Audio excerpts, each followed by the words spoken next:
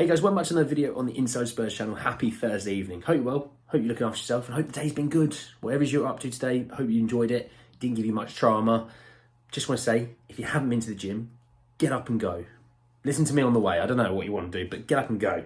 Let's talk around this video. So we have an update around Ange and his, well, I guess, comments today surrounding wanting reinforcements, as well as an update on Giovanni Lo Celso. Just want to throw that one in there. It's not too transfers, just want to give you a little update.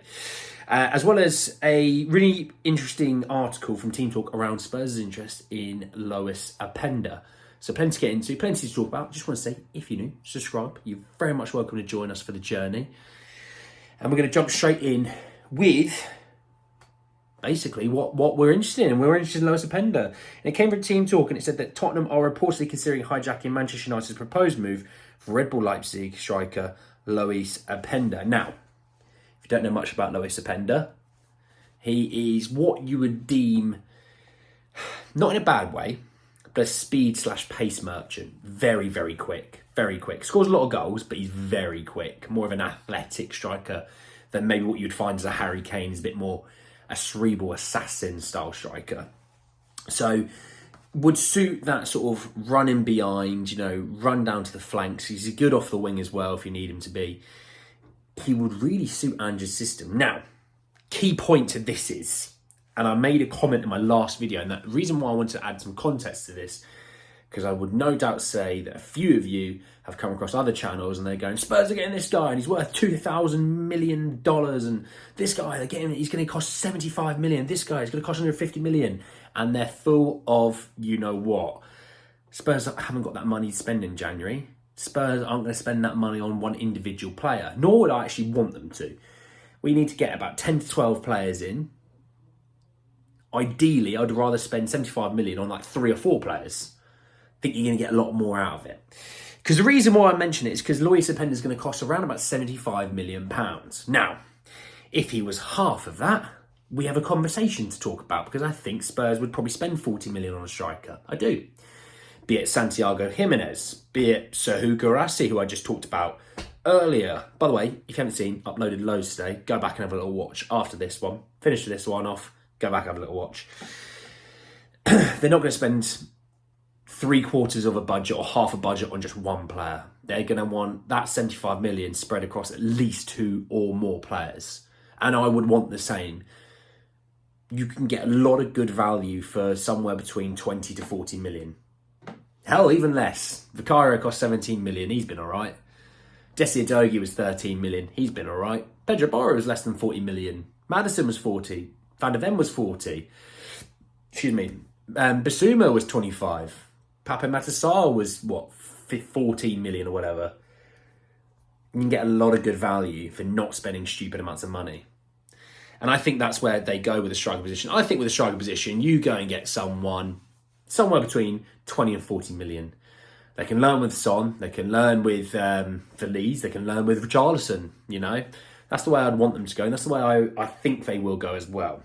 So, yeah, no, I don't see Lois Openda being a guy they go for. Serhou Guirassy, different story. Different story. Because like I say, if you haven't watched, back to one of those other videos that I've just done on him, you'll know what I'm talking about. And if you have watched it, you definitely know what I'm talking about. Let's talk Ange, and just want to give you a quick little bit on Lo Celso before I talk about what he was talking about in terms of reinforcements. Excuse me, he actually ruled out Giovanni Lo Celso for the game tomorrow night. He said he picked up a niggle in training. So nothing too serious, just a knock. So that's fine, that happens in football. Seems to be that in our training sessions, we seem to lose a fair amount of players. So that's not great either. But he was actually talking about the centre-half area.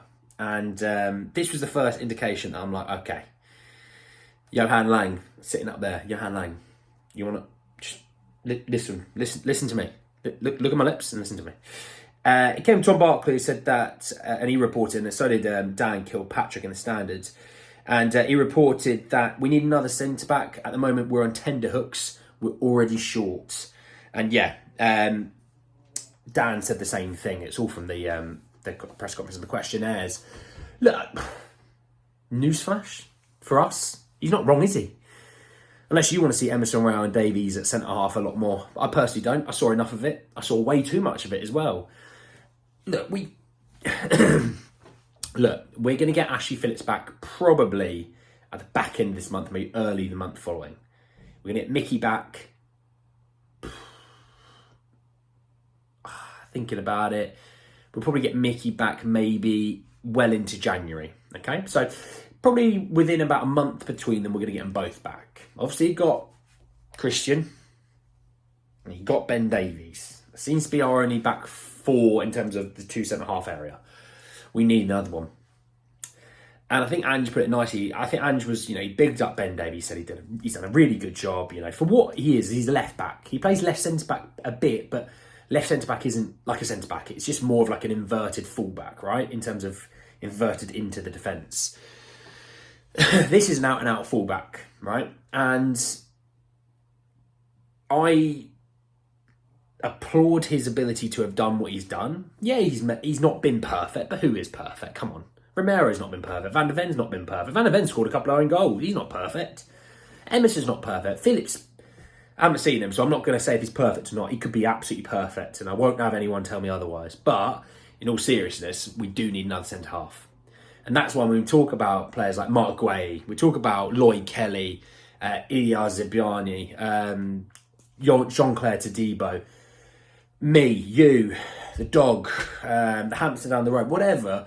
That's why we're talking about a lot of centre-backs, because we are out there really kind of sifting through all the centre-backs that we're interested in, trying to work out what's the best route.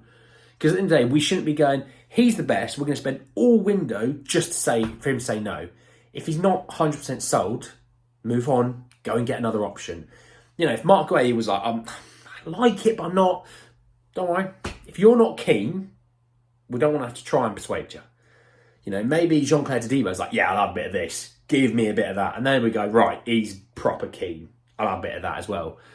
If he's a bit like, I'm not sure, then move on from him. And you get the players that truly want to be here. And that's what Ange's big thing is, getting players that are truly wanting to be here. So, Johan Lang, Levy, centre-half, attacker, and a midfielder. I think you need three this window. It's not impossible to do as well. But anyway, guys, at the end of the video, hope you enjoyed. Drop a like on the video if you did. Hit me in the comment section below your thoughts and feelings about this whole Lois Openda situation. How do you think it's happening? Obviously, your thoughts and feelings around Ange's comments on the centre-back position. You're happy he's actually put kind of that piece of paper into the fire to ignite it? I want to know your thoughts and feelings. And obviously, subscribe to the channel if you're new and hit the bell notification for more. But anyway, guys, at the end of the video, and I'll see you all very, very soon. Take care, guys.